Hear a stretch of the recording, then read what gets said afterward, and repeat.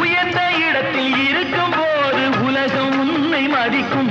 உன் நிலைமை கொஞ்சம் இறங்கி வந்தால் நிழலும் கூட விதிக்கும். மதியாதார் தலைவாசல் மிதிக்காதே என்று மானமுள்ள மனிதனுக்கு அவ்வை சொன்னது. அது அவ்வை சொன்னது, அதில் அர்த்தம் உள்ளது. பரமசிவன் கழுத்தில் இருந்து பாம்பு கேட்டது, கருடா சௌக்கிய